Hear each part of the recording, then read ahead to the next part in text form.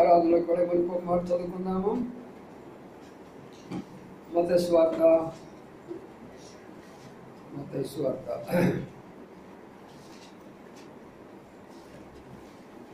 14వ అధ్యాయం. మత్తయి సువార్త 14వ అధ్యాయము 33వ వచనాన్ని అందరికీ చదువుకుందాం. మత్తయి సువార్త 14వ అధ్యాయము 33వ వచనాన్ని అందరికీ చదువుకుందాం. అంతగా ఉన్నవారు వచ్చి నీవు నిజముగా దేవుని కుమారుడు చెప్పి ఆయనకు మొక్కిరి. మరొకసారి చదువుకుందాము. బైబిల్ తీయండి, నాతో పాటు కలిసి చదువుతురండి.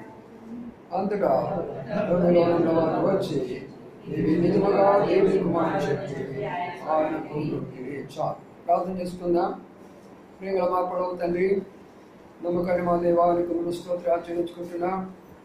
ప్రభా సమయంలో క్రీస్తు యేసు దయాళు ప్రభు, నీవే సర్వ సృష్టికి సృష్టికర్తని పాడుకుంటూ వచ్చాం. జీవిత నావాలో అనేకమైనటువంటి తుఫాను రేగినప్పుడు కాపాడుదామని పాడుకుంటూ వచ్చాం. ఎన్నో రోగాలు మనం బాగు చేస్తారని పాడుకుంటూ వచ్చాం. అదే నీ వాక్య ధ్యానం చేయబోతుండగా దాసును అభిషేకించి ఆరాధన కొరకాయి మీరేమై ఉన్నారో, మరి ఎలాగ మేము ఆరాధించాలో విషయాలన్నీ మాకు తెలియచేయమని ప్రార్థన చేస్తూ వచ్చిన బిడ్డల వాటికి తమ స్తోత్రాలు ఇంకా వస్తున్న వారికి సహాయం చేయమని వేడుకుంటాం. యేసు పరిశుద్ధ నామమున స్తుతించి ప్రార్థించి కనపరచి పెడుతున్నాము తండ్రి, ఆమేన్. ఇక్కడ మనం గమనిస్తే అంతటా మరి జరిగిన విషయం ఏంటంటే, ధోనిలోనున్నవారు వచ్చి నీవు నిజముగా దేవుని కుమారుడు చెప్పి ఆయనకు మొక్కిరి. కాబట్టి ఆయనకు మొక్కిన స్థలం, లేక ఆయనను పూజించిన స్థలం, లేక ఆయనను ఆరాధించినటువంటి స్థలం, లేక ఆయనను ఘనపరిచినటువంటి స్థలం ఎక్కడ? అక్కడ గమనిస్తే ఆ యొక్క ధోనిలో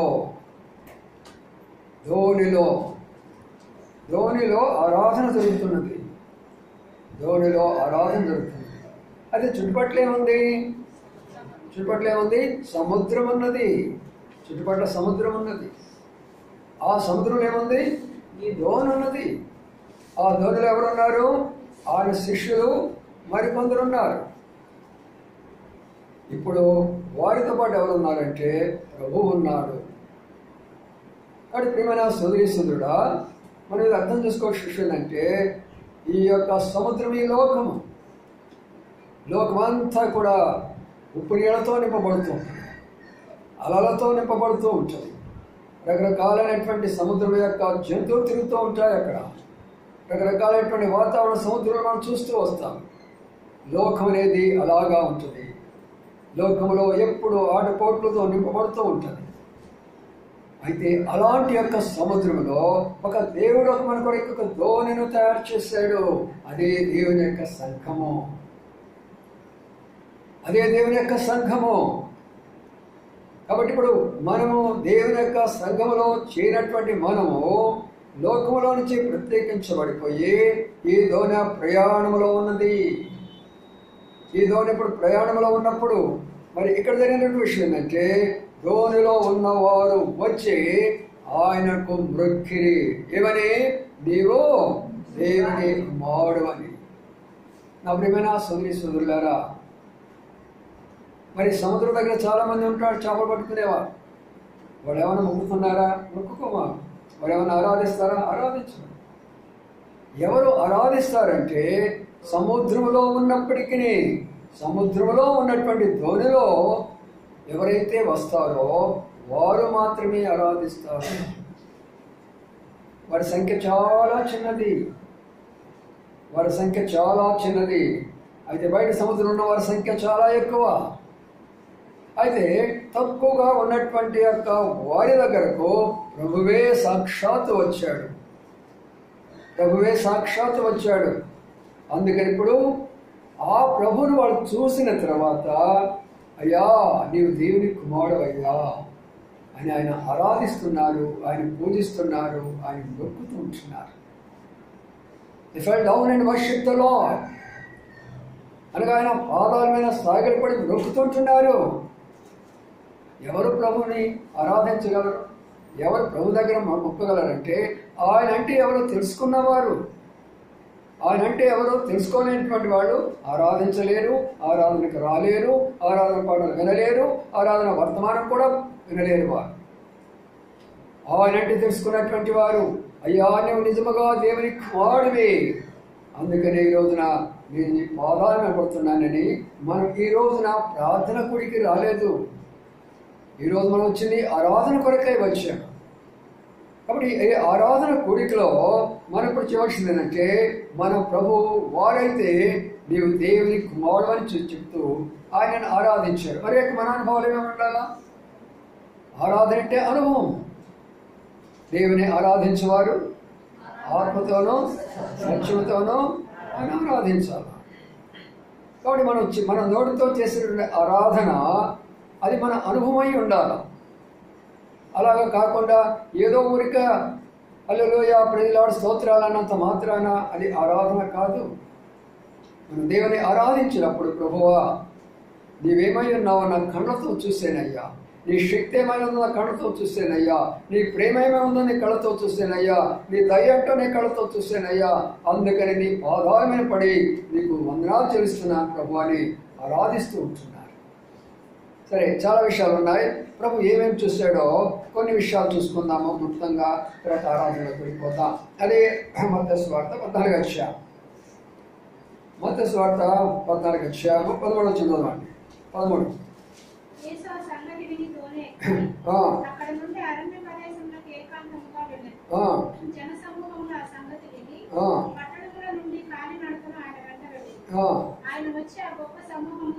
చాలు, ఇక్కడ ఉన్న మాట చూడండి. మొదటి యొక్క పాయింట్ జాగ్రత్త అర్థం చేసుకోండి. ప్రభువుని మనం ఎందుకు ఆరాధించాలి?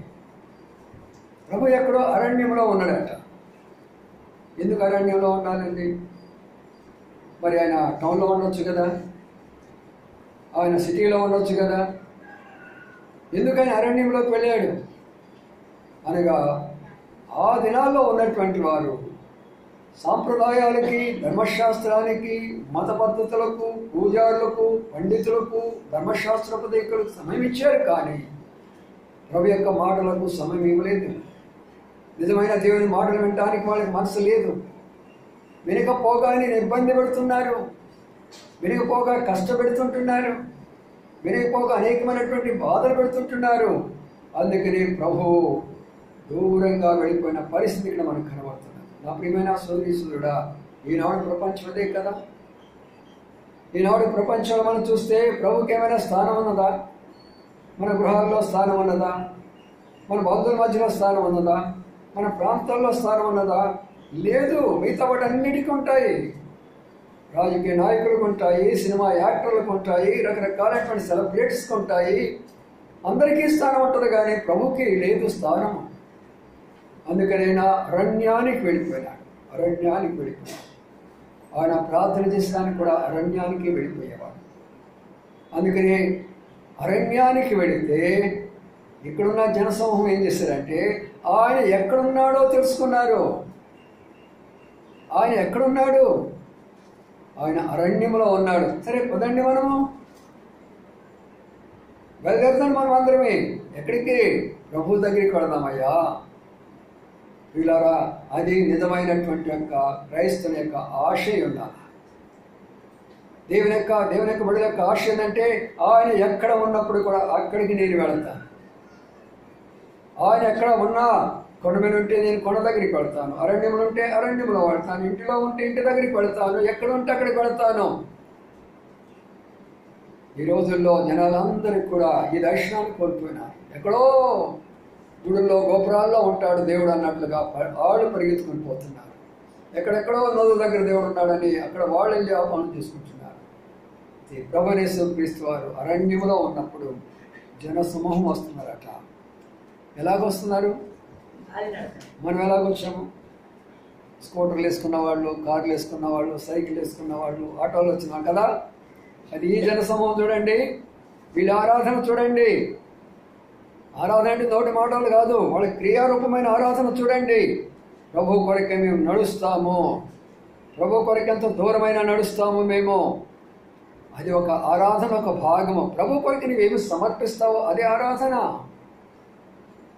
ఆరాధన అంటే ఏమో కాదు, ప్రభువా నీవు నా కొరకేం సమర్పించావో వాటన్నిటి మనం తెలుసుకున్న తర్వాత మనం ప్రభు కొరకు ఏం సమర్పిస్తామో అది ఆరాధన అవుతుంది.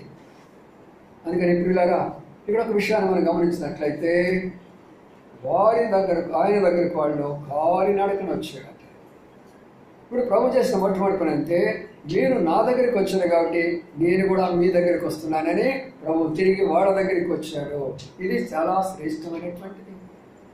మనం ప్రభుని ఆరాధించాలంటే మాట చూడండి, ఆ సంగతి విని ఆయన వచ్చి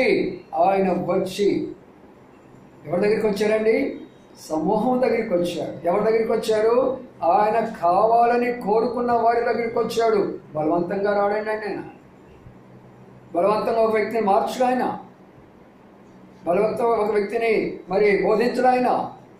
ఎవరు ఆయనంటే ఇష్టపడతారో, ఎవరు ఆయనంటే ప్రేమిస్తపడతారో వాళ్ళ దగ్గరికి ఆయన వచ్చేవాడిగా ఉంటున్నాడు. ఆయన వారి దగ్గరికి వచ్చి పరలోకంలో ఉన్నటువంటి ఆ ప్రభు భూలోకానికి వచ్చాడు మన కొరకై. ఆయన రావాల్సిన పనేంటి మనకు? అది ఆయన మన మీద చూపించే ప్రేమ, మన మీద చూపించే దయ, మన మీద చూపించిన కనికరమం. నేనే నీ దగ్గరకు వస్తున్నాను కాబట్టి మన దగ్గరకు వచ్చిన మన ప్రభుని మనం ఆరాధించలేమా? మన కొరకై పరలోకాన్ని విడిచిపెట్టి భూలోకానికి వచ్చిన ప్రభుని మనం ఆరాధించలేమా? అందుకనే ఆయన వచ్చి రెండో మాట చూడండి ఏముంది? ఆ గొప్ప సమూహమును రెండోది ఏం చేస్తారని చెప్పండి? చూచేటటువంటి దేవుడు. చూచేటటువంటి దేవుడు. మనం నమ్మినటువంటి దేవుడు చూడనటువంటి ఆయన కాదు. మనం నమ్మినటువంటి దేవుడు మాట్లాడేటువంటి దేవుడు. మనం నమ్మినటువంటి దేవుడు మన దగ్గరికి వచ్చేటువంటి దేవుడు. మీకు అనేక సందర్భాల్లో చెప్తూ వచ్చా. రామకృష్ణ పరహంస గారు కాళీమాత కొరకు ఎదురు చూస్తున్నాడంట. అమ్మా కాళీమాత, అమ్మా కాళీమాత అని 3 రోజులు జపములో ఉన్నాడు, తపములో ఉన్నాడు. ఆయన భక్తికి వైరాగ్యానికి మెచ్చుకొని ఆయనకున్నటువంటి గొప్ప మరి కోరికకు మెచ్చుకొని సాక్షాత్ ప్రభు యేసుక్రీస్తు వారు ఆయన దగ్గరికి వెళ్ళాడు. ఎవరండి మీరు? వెనక శిలువ కనబడింది. అయ్యో మీరు క్రైస్తవుల దేవుడు కదా. అప్పుడు అన్నాడు రామకృష్ణ, క్రైస్తవులు హిందువులకి దేవుడు కాదు, ఒకే దేవుడు. నీ యొక్క భక్తి వైరాగ్యాలు మెచ్చుకొని నీ దగ్గరికి వస్తున్నాను. మన దగ్గరకు వచ్చే దేవుడు. సాధు సుందర్ సింగ్ గారు బైబిల్ అంతా కాల్చి వేసేసాడు. జీవితంలో నెమ్మది లేదు. ట్రైన్ వస్తుంది ఉదయం నుంచి, పంజాబ్ నుంచి, తలబెట్టుకొని చావాలని ఆత్మహత్య చేసుకున్నాడు. ఉదయం 4 గంటల వరకు అన్ని దేవతలను మొక్కున్నాడు. ఇక చనిపోతున్న లాస్ట్ స్టేజ్లో ఒక గదంతా కూడా ప్రకాశం అయిపోయింది. ఒక స్వరం వినబడుతుంది, సాధు సుందర్ సింగ్, ఏ బైబిల్ చించి వేసానో నేనే నీకు. ఆయన మన దగ్గరికి వచ్చినటువంటి వాడు. వీళ్ళారా, యేసు ప్రభు వారి యొక్క చరిత్ర మత సంబంధమైనది కాదు. చాలామంది మతం అనుకుంటారు, దీని దేవుడిలో ఒక దేవుడు అనుకుంటారు. అలాగా కాదు. ప్రతి ఒక్కరిని ఆయా సందర్భాల్లో దర్శిస్తాడు. మనకన్న పరిస్థితిలో నేను హైదరాబాద్లో ఉన్నప్పుడు, హాస్పిటల్లో ఉన్నప్పుడు, ఎవరు నా దగ్గర లేనప్పుడు, ఐసీలో ఉన్నప్పుడు ప్రభు స్పష్టముగా నా కొరకే నువ్వు సేవ చేస్తే నీ జీవితాన్ని పొడిగిస్తానన్నాడు. 2001 సంవత్సరంలో 20 సంవత్సరాలు నా జీవితాన్ని పొడిగిస్తూ వచ్చాడు చనిపోయే వ్యక్తిని. మన దగ్గరికి వచ్చినటువంటి ఆయన మనం ఇప్పుడు ఆరాధించాలా? ప్రభు, నీవే నా దగ్గరికి వచ్చేవా? నా దగ్గర రావాల్సిన అవసరత నీకు ఉన్నదా? చూసారా ప్రియులారా, మనకు తెలుసు ఒక ఆమె అటువైపున రాజకీయాల్లో పోతుంటుంది, ఇటువైపున సినిమాలో పోతూ ఉంటుంది. అందరికి తెలిసినటువంటి విషయమే. ఆమె పడవలో నుంచి కింద పడిపోయి మునిగిపోతుంటే తన దేవుడు దేవతలు ఎవరు రక్షించలేకపోయినారంట. 2 చేతులు వచ్చి పైకి తీసుకొని ఆమెను పైకి తీసుకొని వెళ్ళిపోతే ఆ చేతుల్లో గాయాలు చూసి అప్పటి నుంచి ఆమె ప్రభు వైపు తిరిగింది. ఆమె గొప్ప సినిమా యాక్టర్, మీకు తెలుసు. ఎందుకు చెప్తున్నానంటే ఆయన వచ్చినటువంటి ఆయన, మన దగ్గరికి వచ్చేవాడు ఆయన. మనం నమ్మినటువంటి దేవుడు ఏదో వాళ్ళలాగా ఏదో ఒక విగ్రహాన్ని అక్కడ పెట్టేసి చంపలేసుకునే ఆయన కాదు. తప్పు చేశాను అయ్యా అని మన తలకలు కొట్టుకుంటాం కాదు. నేను నీ దగ్గరకు వస్తాను, ఏ రూపంలో వస్తానో, ఏ విధానంలో వస్తానో. మన దగ్గరికి వచ్చిన ఆయన కాబట్టి మనం ఆయనను ఆరాధించి పూజించాలి. 3వ మాట ఉంది, ఆయన వారి మీద కనికరపడ్డాడు. కనికరము గల దేవుడు మన దేవుడు. ఎందుకు కనికరపడ్డాడు? ఆయన కనికరపడవలసిన పని ఏమొచ్చింది? ఎంతోమంది అక్కడ కన్నీరుతో ఉన్నారు, ఎంతోమంది బాధతో ఉన్నారు, ఎంతోమంది రోగాలతో ఉన్నారు. అక్కడ ఎంతోమంది కుటుంబాల్లో నెమ్మది లేని వారు అక్కడ ఉన్నారు. ఎంతోమంది అనేకమైనటువంటి యొక్క దురభ్యాసాల్లో కలిగిన వారు అక్కడ ఉన్నారు. అనేక మంది శాంతి సమాధానం లేకుండా ఆ యొక్క సమూహంలో ఉన్నప్పుడు వారందరినీ చూసినప్పుడు ప్రభు కనికరంతో నింపబడ్డాడు. He was moved with great compassion. ఆయన గొప్ప కనికరంతో కదిలించబడ్డాడు. అయ్యో, ఇంతమంది ప్రజలు నా దగ్గరికి వచ్చినారా, ఏం చేయాలని ఇప్పుడు ఆలోచన చేస్తాడు. కనికరపడ్డాడు. ఆయన కనికరపడటమే కాకుండా చేసిన పని ఏంటంటే రోగాలను స్వస్థపరిచినాడు. ఈ వారం అంతా ఎన్నిసార్లు మీకు రోగాలు వచ్చిండొచ్చు, ఎన్ని రకాల రోగాలు. తలనొప్పులు కొంతమంది, కడుపు నొప్పి, మోకాళ్ళ నొప్పులు కొంతమందికి, నడుము నొప్పులు కొంతమందికి. ఇప్పటికప్పుడే ఫోన్లు వస్తామంటాయి, అంకుల్ నా కొరకే ప్రార్థించండి, ఆంటీ నా కొరకే ప్రార్థించండి, మా పరిస్థితి ఇలాగా ఉన్నది. ఎన్నో వస్తూనే ఉంటాయి. అవును, రెండింటిలో కూడా ఆయన వైపు మనం చూస్తూ రావాలి. మనుషుల వైపు చూస్తే ఇంకా జరగదా కార్యము. ప్రభు వైపు చూస్తూ రావాలి. ఒక అవసరం ఒక రోగం వచ్చింది కడుపులో.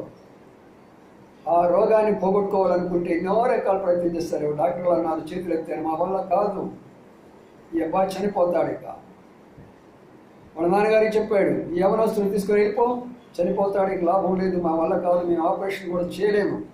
ఆ కడుపులో మరి అది క్యాన్సర్ ఉందో మరి ఏముందో తెలియదు. చనిపోయే స్టేజీలోకి వచ్చాడు, లాస్ట్ స్టేజీలోకి వచ్చాడు. అప్పుడు ఆ ప్రాంతంలో ఆ హాస్పిటల్ను మరి కొంతమంది దైవ సేవకులు దర్శిస్తూ ఉన్నారు. రోగుల కొరకై ప్రార్థన చేస్తూ ఉంటున్నారు. ఆ ప్రార్థన చేసే సమయంలో మరి వీళ్ళు అక్కడ చాలా కన్నీరుతో ఉన్నారు. కన్నీరుతో ఉన్నప్పుడు మరి ఏంటయ్యా ఏమైందంటే, మా అబ్బాయి బ్రతుకులండి, చనిపోతారని చెప్పారు డాక్టర్స్. సరే ఒకటి చేయండి, మీరు అన్నీ అయిపోయినాయి కదా మీ ప్రయత్నాలు, మీరు చేయాల్సినటువంటి అన్ని పూజలు చేశారన్నారు, మీరు చేసిన అన్నీ అయిపోయి అన్నారు, ఏమలేదన్నారు కదా. ఒక విషయం చెప్తాను, ఆ మాట మీరు వినండి. ప్రభు నమ్ముకోవడం అంటే ఏమో కాదండి. కీర్తన గ్రంథము 23వ అధ్యాయము 1వ వచనం ఒక మాట ఉంటుంది. ఏమో చెప్పండి. యెహోవా నా కాపరి, నాకు లేమి లేదు. మీ అబ్బాయిని ఆ మాటలు ఉచ్చరిస్తూ ఇక చనిపోమని చెప్పండి అని అన్నారు. ఇంకా ఆఖరి మాట అదే తనకు దొరికింది. ఇంకా తండ్రి సరే మన దేవతలు ఎంతోమందిని చేస్తే మనం ఎవరేం చేయలేకపోయినారు కదా, పోనీలే వాళ్ళ దేవుడు ఏంది చెప్పుకుంటున్నారు కదా, ఆఖరికి అది కూడా చూద్దామని అనుకొని, అరే బాబు డాక్టర్లు కూడా నేనేం చేయలేకపోతున్నారు, ఇంటికి రా, ఒక మాట చెప్పాడు, ఆ మాట అనుకున్నావురా అన్నాడు. ఆ అబ్బాయి పడుకొని చేలు ఇలా పెట్టుకున్నాడంట. చేలు ఇలా పెట్టుకొని అనుకుంటా ఉంటాడంట, యెహోవా నా కాపరి, యెహోవా నా కాపరి. అలాగనే అనుకుంటూ 3 దినాలు గడిచిపోయిందండి. కడుపులో బాగా ఆకలి అయిపోయింది. నాన్నగారు నాకు ఆకలి అవుతుందని అన్న. ఆకలి అవుతుందా, సరే వెంటనే భోజనం చేసుకున్నాడు. భోజనం తింటూ మొదలుపెట్టాడు. కడుపులో ఏం నొప్పి కనపడటంలా, కడుపులో ఇబ్బంది ఏం కనపడటంలా. నాన్నగారు నాకు బాగుంది, ఇప్పుడు ఏం లేదు నాకు అనిపిస్తుందని అన్నాడు. అవునా, ఏమైంది నీకు? చనిపోతానని చెప్పినాను కదా డాక్టర్లు, ఏమైంది నీకు అంటే, లేదు నాకు ఆకలి అవుతుంది, నాకు బాగుంది, నాకేం లేదు అన్నాడు. డాక్టర్ దగ్గర తీసుకెళ్ళారు, స్కానింగ్ తీశారు, మళ్ళా ఏమీ లేదు. మన దేవుడు అద్భుతకరుడు, ఆశ్చర్యమైనటువంటి కార్యాలు చేసేవాడు. జరిగిన సంఘటన నేనుతో చెప్తుంటున్నాను. అదే సాక్షాత్ మా మామయ్య గారి జీవితంలో కూడా జరిగింది. ఎందుకు చెప్తున్నాను ఈ విషయాలంటే, మన దేవుడు మనల్ని స్వస్థపరిచేవాడు. వారిని దగ్గరకు వచ్చాడు, వారిని చూశాడు, వారి మీద కనికరపడ్డాడు, ఆ తర్వాత ఏం చేశాడు? స్వస్థపరిచాడు. సరే, రెండో విషయంలోకి వస్తే ఆత్మీయమైనటువంటి స్వస్థత.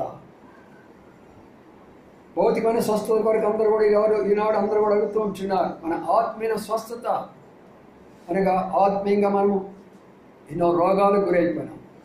కొంతమంది త్రాగుడికి బానిసలు అయిపోయినారు, సినిమాలకు బానిసలు అయిపోయినారు, అబద్ధాలకు బానిసలు అయిపోయినారు, దొంగతనాలకు బానిసలు అయిపోయినారు, విచారానికి బానిసలు అయిపోయినారు, అనేకమైన వాటికి బానిసలు అయిపోయినారు. ఈ రోగాల నుంచి బయటకు తీసుకొచ్చేది ఎవరు? ఎవరైతే ఆ రోగాల నుంచి బయటకు వచ్చినారో వాళ్ళు ప్రభువును స్తుతిస్తారు. రోగాల్లో ఉన్నవారు ప్రభువును స్తుతించలేరు, ప్రభువును ఆరాధించలేరు వాళ్ళు. అందుకని నా ప్రియమైన సోదరులారా, ఈ రోజున మనం ప్రభువును ఆరాధించబోతున్నామంటే నాకు ఇచ్చిన ఆత్మీయ స్వస్థతను బట్టి, శరీర సంబంధమైన స్వస్థతను బట్టి కాదు, ఆత్మీయమైనటువంటి స్వస్థతను బట్టి నీకు వందనాలయ్యా. నన్ను చూచిన దేవా, నా దగ్గరికి వచ్చిన దేవా, నన్ను కరుణించినటువంటి దేవా, నన్ను రక్షించినటువంటి దేవా, నీకు నా హృదయపూర్వకమైనటువంటి వందనాలని ప్రభువును స్తుతిస్తాను. తర్వాత మాట చూద్దామండి. ఇప్పుడు ఇంకొక మాట 16వ వచనంలో చూద్దాం. 16వ వచనము,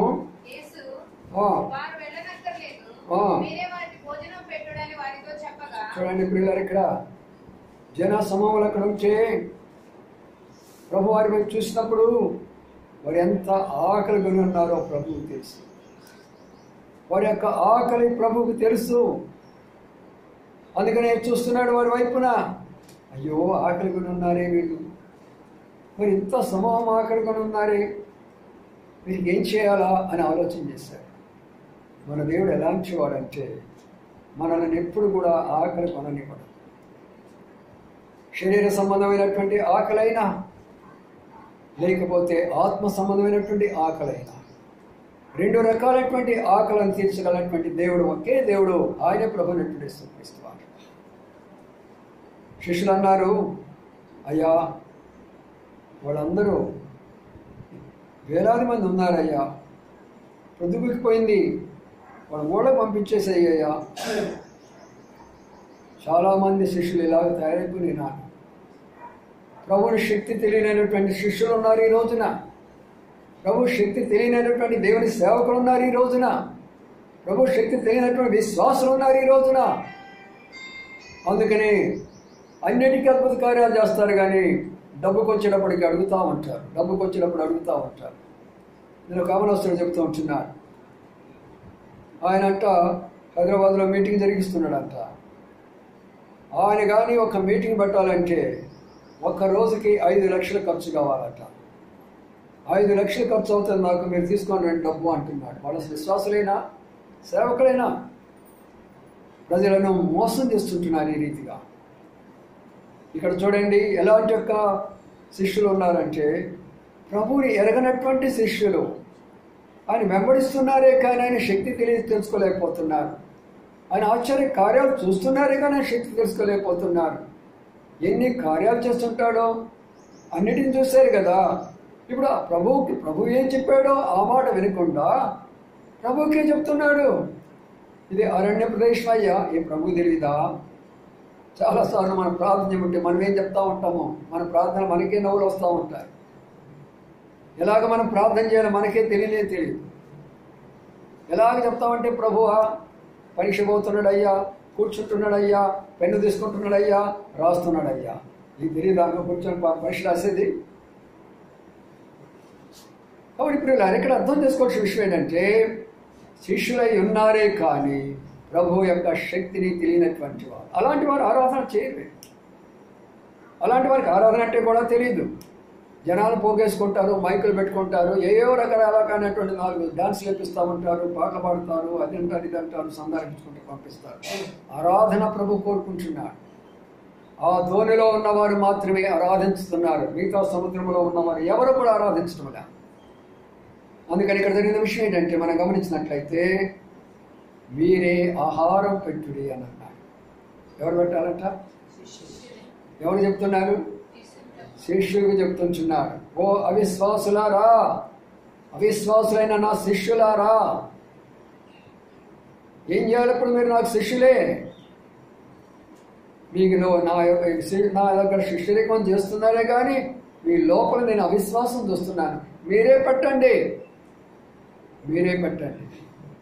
అవును నా ప్రియమైన సోదరుడా, చాలాసార్లు నువ్వేమనుకుంటావంటే నా వల్ల కాదు, నా కుటుంబాన్ని నేను పోషించలేను, నా బిడ్డను నేను పోషించలేను, నా సంఘాన్ని నేను పోషించలేను.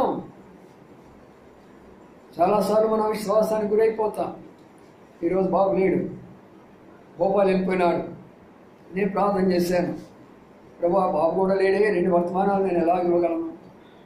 పాటలు కూడా పాడాలి కదా. 3 దైవ సేవకులు ఫోన్ చేశారు, ఒక్కరు కూడా అందుబాటులో లేడు. అప్పుడు ప్రార్థన చేస్తే ప్రభు అన్నాడు, మీరే వాళ్ళకి పట్టాలి. మా దగ్గర ఏం లేదయ్యా, వృద్ధులు అయిపోయినాము. లేదు, మీరే పెట్టండి. మన దేవుడు శక్తిహీనులను బలపరిచినటువంటి దేవుడు. సరే ఏం ప్రభా ఈ వర్తమానం ఇదిగో ఈ మాట చదువుకో.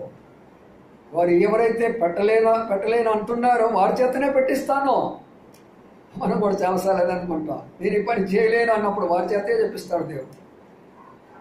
ఏమన్నాడు అరణ్యములో? అయ్యా నా వల్ల కాదు, ఇక నా ప్రాణం తీసేసుకోను. ఆ యజమాని నా ఇంట పడుతుంది చంపడానికి. అయితే ఏం చేశాడు ప్రభు? ఏమన్నాడు? నీ శక్తికి మించిన ప్రయాణం నీకున్నది. లే, రొట్టె తినం. రొట్టె తిన్న తర్వాత ఎంత దూరం నడిచాడు అన్నాడు? చెప్పండి. 40 రాత్రులు 40 పగళ్ళు నడిచి ఆ పర్వతాన్ని చేరుకున్నాడు. బలహీనులను ఆయన బలపరిచేటటువంటి వాడు, విశ్వాసం కోల్పోయిన వారికి విశ్వాసం ఇచ్చేటటువంటి వాడు, నిలబడలేనటువంటి వాడు నిలబెట్టేటటువంటి వాడు. అందుకని పిల్లరా మీరే వారికి భోజనం పెట్టమన్నారు. మా దగ్గర ఏమన్నదయ్యా? ఏమన్నదో తీసుకురా. ఏమన్నది వాళ్ళ దగ్గర? 5 రొట్టెలు 2 చేపలు. ఒక చిన్న పిల్లవాడు వస్తాడు, అమ్మ మూట కట్టించాడు. మరి నువ్వు అక్కడ పోతే ఎవరైనా పెట్టినా పెట్టకపోయినా ఈ రొట్టెలు తినరా అని చెప్పేసి పిల్లవాడికి ఇచ్చాడు.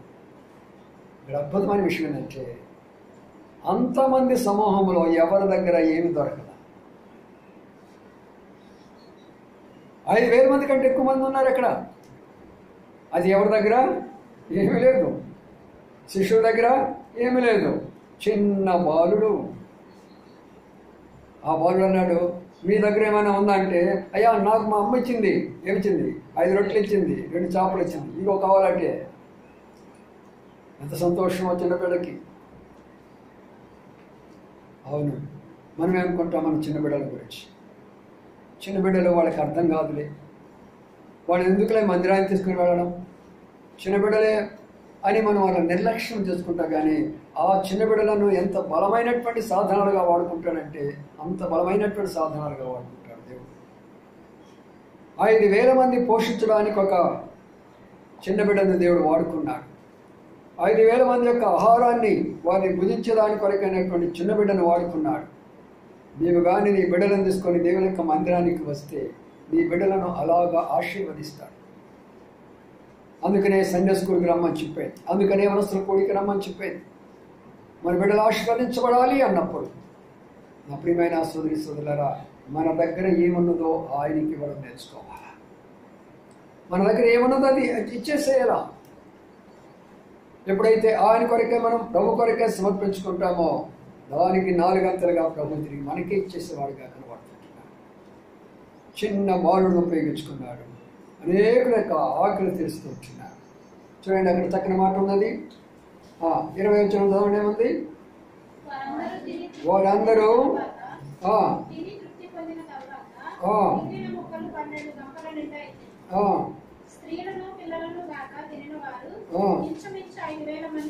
ఐదు 5,000 మంది పురుషులు అంటే స్త్రీలు ఎంతమంది ఉంటారు, పిల్లలు ఎంతమంది? ఆలోచన చేయండి. వాళ్ళు కాక ఏమైనా సోదరి సోదరులారా ఎలాగా తిన్నారంట? తిన్న తర్వాత ఎలాగ ఉన్నట్టు వాళ్ళకి ఏముందంట? తృప్తినిచ్చేటటువంటి దేవుడు. ఈనాడు తృప్తి లేదు, ఎవరికి తృప్తి లేదు. ఈ రోజుల్లో ఎంత సంపాదించుకున్నా తృప్తి లేదు, ఎన్ని రకాలైనటువంటి వస్తువులని నేను పెట్టుకున్నా తృప్తి లేదు, ఎంత బంగారం కొనుక్కున్నా తృప్తి లేదు, ఎన్ని రకాల వస్త్రాలు ధరించుకున్నా తృప్తి లేదు. తృప్తి లేనటువంటి జీవితాలు జీవిస్తున్నారు ఈ లోకంలో. కానీ ప్రభు దగ్గరికి వచ్చిన వారికి తృప్తి ఉంటుంది. చాలు ప్రభువా, చాలు, ఇంకా చాలు. చూసారా ప్రియులారా, ప్రభు మనకు తృప్తినిస్తున్నాడు. ప్రభు మన యొక్క జీవితాలకు, మన కుటుంబాలకు ఆయన తృప్తినిచ్చేటువంటి దేవుడిగా కనబడుతున్నాడు. ఆయన బోధన పెట్టే దేవుడిగా కనబడుతున్నాడు. ఆయన మనకు తృప్తికరంగా ఏది తక్కువ లేకుండా చూసేవాడిగా ఉంటున్నాడు. ఆఖరి యొక్క తలపు చూసుకుందాము, ఆరాధన చేసుకో ముందు. ఇప్పుడు మనం చూసినట్లయితే వారు మొక్కిన దానికి కారణము మనం ఇక్కడ చూస్తుంటున్నాం.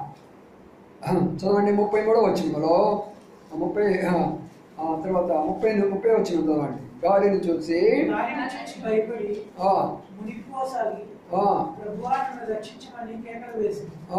వెంటనే యేసు చేయి చాపి అతన్ని పట్టుకొని అల్పవిశ్వాసి ఎందుకు సందేహపడితివని అతనితో చెప్పింది. వారు దూరేగినప్పుడు గాలి. అది ఇప్పుడు దొరుకుతున్నటువంటి విషయము. సరే, అక్కడ అయిపోయింది, స్వస్థపరిచాడు, ఆహారం పెట్టాడు, అంతటితో అయిపోయింది. కానీ ప్రయాణం కొనసాగాలి కదా. వారు ప్రయాణం కొనసాగిపోతూ ఉంటే సడన్గా వాడి మీద తుఫాన్లు వచ్చేసేస్తాయి. అనేక రకాలైనటువంటి తుఫాన్లు వచ్చినాయి. ఎలాంటి తుఫాన్లు అంటే మునిగిపోయే పరిస్థితులు వాళ్ళకి వచ్చేసినాయి ప్రియులారా. ఆ మునిగిపోయే పరిస్థితుల మధ్యలో వాళ్ళు కేకలు వేస్తుంటున్నారు. మనం కూడా అంతే కదా. ఎప్పుడు మనం కేకలు వేస్తాం చెప్పండి? ఎప్పుడు మనం కేకలు వేస్తాం? ఒక ఇద్దరు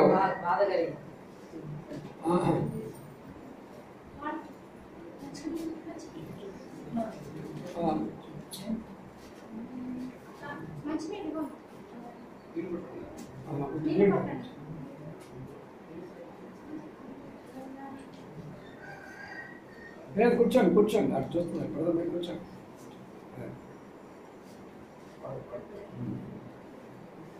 ఎప్పుడప్పుడు వస్తూ ఉంటారు.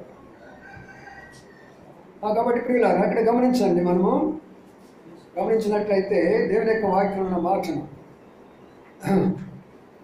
మన ప్రయాణంలో జరుగుతున్న విషయం ఇక్కడ ఏం జరుగుతుంది? అక్కడ అనుకోకుండా సడన్గా ఏమొచ్చినోడికి ఒక తుఫాను వచ్చింది. అది ఇప్పుడు మనం చూస్తున్నాం. అలాంటి ఎన్నోసార్లు వస్తాయి మనకి అనుకోకుండా. ఇప్పుడు మునిగిపోతున్నప్పుడు కేకలు వేస్తున్నారు. మరి ఇద్దరు ఉన్నారంట, స్నేహితులు ఇద్దరు కూడా ఆ యొక్క చేపలు పట్టడానికి పోతారట. ఒకరేమో దేవుని నమ్ముకున్న వాళ్ళు, ఒకరేమో దేవుని నమ్ముకున్నటువంటి నామకార్థమైనటువంటి వ్యక్తి. ఇద్దరు వెళ్ళారు చేపలు పట్టడానికి కొరకాయి. ఇద్దరు వెళ్ళారు చేపలు పట్టడానికి కొరకాయి. ఒకరిలో దేవుడు ఉన్నాడు, ఒకరిలో దేవుడు లేడు. ఇద్దరు చేపలు పడుతుంటున్నారు. రోజు వెళ్ళి వస్తుంటున్నారు. రోజు ప్రార్థన చేసుకొని పోతాడు ఒక వ్యక్తి. దేవా, నేను వస్తున్నాను అయ్యా, నాకు కొన్ని చేపలు పడాలని ప్రార్థన చేసుకోండి. ఆయన అంటాడు, మరి ఎంతకాలం దేవుడు వైపు చూస్తావురా, మనం కష్టపడాలా రా అని చెప్పేసి తీసుకుని వెళ్ళిపోతూ వస్తారు. నా ప్రియమైన సోదరులారా, అయితే ఇద్దరు కలిసి వెళ్ళారు. ప్రయాణం చేస్తూ వెళ్ళారు సముద్రంలో. అనుకోకుండా తుఫాను వచ్చేసేస్తే అప్పుడు ఏం చేస్తున్నాడు తెలిసిన, ఇక కొట్టుకొని పోతున్నామని చెప్పేసి పెద్దగా అరుస్తున్నాడు, ఓ యేసయ్యా నన్ను రక్షించయ్యా అని. ఎవరు? మొదటి వ్యక్తి కాదు, ప్రార్థన చేసుకున్న వ్యక్తి కాదు. ఎవరైతే ఎందుకు దేవుడి మీద ఆధారపడుతున్నావు? మనం ఎవరి మీద ఆధారపడాలా? మన కష్టం మీద మనం ఆధారపడాలా, మన తెలివి మీద మనం ఆధారపడాలా, మన యొక్క శక్తి మీద మనం ఆధారపడాలన్నవాడు అయ్యా యేసయ్యా నన్ను రక్షించాన్నాడు. ప్రక్కన అంటున్నాడు, ఏంట్రా నాకు ఆశ్చర్యం ఉంది, ఈరోజు నువ్వు యేసయ్య పేరుతున్నావు ఏంటి? ఎందుకు యేసయ్య అంటున్నావు? ఏమైంది నీకు? ఏముందిరా బాబు, ఇవన్నీ తుఫాన్లు వచ్చి మునిగిపోతుంటే కొట్టుకొని పోతుంటే ఇప్పుడైనా ఆయన వైపు మనం చూడొద్దా అని అన్నాడు. అంటే దాని అర్థం ఏంటి? కష్టాలు వచ్చినప్పుడు, శ్రమలు వచ్చినప్పుడు, బాధలు వచ్చినప్పుడు మనము కేకలు వేస్తాం. కానీ ఒకటి విషయం గుర్తుపెట్టుకో, నీ దగ్గర ఉన్నవాడు నిన్ను మర్చిపోడు. నువ్వు కేకలు వేయాల్సిన పని లేదు. ఆయన వైపు చూడడం నేర్చుకోవడం. ప్రభువా, నాకున్న పరిస్థితి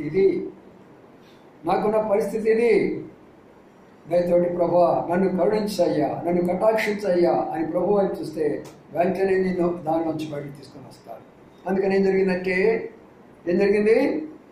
ప్రభువు చేయబట్టుకొని అల్ప విశ్వాసి పైకి లేవనెత్తున్నాడు. మరి ఒక లక్షణం ప్రభులో ఉన్నది ఏంటంటే, మనను పైకి లేవనెత్తేవాడు, మన కిందకు త్రొక్కి వేసేవాడు కాదు. 7 విషయాలు చెప్తూ వచ్చాడు, బాగా అర్థం చేసుకున్నాడు. మన ప్రభుని ఎందుకు ఆరాధించాలి, ఆ ప్రభువులో ఉన్నట్టు గొప్పతనం ఏంటి అనేది మనం చదువుకున్నటువంటి విషయాల్లో ఆయన మన దగ్గరకు వచ్చేవాడు, మనను చూసేవాడు, మన మీద కనికరపడేవాడు, మనను స్వస్థపరిచేవాడు, మన ఆకలిని తీర్చేటటువంటి వాడు, మనను తృప్తిపరిచేటటువంటి వాడు, మన ప్రయాణంలో మనకు తోడుగా ఉండేటటువంటి వాడు, మనం చేపట్టుకొని పైకి లేవనెత్తేటటువంటి వాడు, మనం ముంచేవాడు కాదు ఆయన. చాలామంది అనుకుంటారు ప్రభు నమ్ముకున్న తర్వాత మేము ఇట్లయిపోయినాము అట్లయిపోయి. ఎవ్వరు కూడా కారు. ప్రభు నమ్ముకున్న తర్వాత ఆయన ఎప్పుడు కూడా మనం ముంచివేయడు. ప్రియులారా, మునిగిపోయే వాళ్ళని పైకి లేవనెత్తుతాడు కానీ ఆయన ముంచివేసేవాడు కాదు ఆయన. అయితే నువ్వు లోబడినప్పుడు, నువ్వు దేవునికి వ్యతిరేకంగా జీవిస్తున్నప్పుడు ప్రభు అలాంటి మనకి అనుమతిస్తాడు. అందుకని ఆ విషయాన్ని మనం జ్ఞాపకం చేసుకొని చేయి పట్టుకొని పైకి లేవనెత్తేవు ప్రభువా, అందుకొరకే నీకు వందనాలని మనం ప్రభుని స్థుతించాలి. ఆఖరి మాట అందుకున్నా, గాలి ఆగిపోయింది అనగా దాని అర్థం ఏంటి? మన మీదకి వచ్చే గాలి ఎలాంటిదైనా, మన మీదకి వచ్చినటువంటి తుఫాన్లు ఎలాంటివైనా, మన మీదకి వచ్చే రోగాలు ఎలాంటివైనా ఎన్నో సందర్భాలు వస్తూ ఉంటాయి. అయితే ప్రభువు అయితే ఎక్కడైతే ఉన్నాడో గాలి నిశ్శబ్దం అయిపోతుంది. ఎవరి యొక్క జీవితాల్లో ప్రభు ఉన్నాడో, ఎవరి కుటుంబాల్లో ప్రభు ఉన్నాడో, ఎవరి సంఘాల్లో ప్రభు ఉన్నాడో నిశ్శబ్దమైపోతుంది. ప్రియమైన సోదరులారా, ఒక్కసారి మనము మన ప్రభువుని జ్ఞాపకం చేసుకున్నాం. వారు ఏం చేశారంట?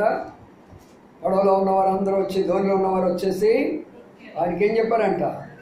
సముద్రంలో ఉన్నవారు కాదండి, లోకంలో ఉన్నవారు ఆరాధించలేరు, నామకార్థాలు ఆరాధించలేరు. ఎవరైతే ఆ ధోనిలోకి వస్తారో, ప్రభు ఉన్నటువంటి ధోనిలోకి వస్తారో, ఆ ప్రభు యొక్క గొప్పతనాన్ని చూస్తారో, ఆ ప్రేమను అర్థం చేసుకుంటారో, వారు మాత్రమే ప్రభువును స్తుతించి ఆరాధిస్తారు. 2 ఆరాధనలో ప్రవేశించుకుందాం. అందరూ కూడా మోకాళ్ళ మీదకి వద్దాము, కళ్ళు మూసుకుందాము. ఒక నిమిషం మనమే పరీక్షించుకుంటూ, వారు అంతా ప్రభు మనం ఎలాగా కాపాడాడో, నడిపించాడో ఆ విషయాలన్నీ కూడా మనం చేసుకుంటూ, ఆ ప్రేమను తలపోసుకుంటూ, ప్రభుని కొన్ని నిమిషాలు నన్ను చూసిన దేవా, నా దగ్గరికి వచ్చిన దేవా, నా మీద కనికరపడినటువంటి దేవా, నన్ను స్వస్థపరిచిన దేవా, నా ఆకలి తీర్చినటువంటి దేవా, నాకు తోడుగున్నటువంటి దేవా, మునిగిపోతున్నటువంటి పరిస్థితిలో నన్ను పైకి లేవనెత్తినటువంటి దేవా, గాలి తుఫాలను ఆపు చేసినటువంటి దేవా, అయ్యా నీకు వందనాలు అని అనుభవంతో ప్రభుని మనము ఆరాధించుగాక. క్రీస్తే ఈ జీవితములో ఎంతైనా మంచి కాపరి, క్రీస్తే ఈ జీవితములో ఎంతైనా మంచి కాపరి, దుఃఖ సుఖములలో ఆయనే సహాయకుడు మనకు, దుఃఖ సుఖములలో ఆయనే సహాయకుడు మనకు, క్రీస్తే జీవితములో ఎంతైనా మంచి కాపరి, క్రీస్తే జీవితములో ఎంతైనా మంచి కాపరి. ఆరాధనలో ప్రవేశిస్తాము. మోకాళ్ళు వనగలిగిన వాళ్ళందరూ మోకాళ్ళు వనండి. ప్రభు మొక్కాల మనం పెద్దవారు మోకాళ్ళు వనలేని వారు కాదు, కానీ మోకాళ్ళు వనగలిగినటువంటి వారు, యవనస్తులైనటువంటి వారు ప్రభు మొక్కుడు ద్వారా అనేకమైన అద్భుతాలు మనం తర్వాత చూడబోతుంటున్నాం. కాబట్టి ఇప్పుడు మనము ఆరాధనలో ప్రవేశిస్తాము. మొట్టమొదటిగా సండే స్కూల్ టీచర్ ఆరాధిస్తారు, సండే స్కూల్ పిల్లల కిందకి వెళ్తారు. తర్వాత సహోదరుడు, ఇద్దరు సహోదరులు క్రమ రీతిలో క్లుప్తమయంగా బిగ్గరగా అనుభవంలో ఆరాధిస్తాం. ఆరాధనలో పాల్పొందుతాం.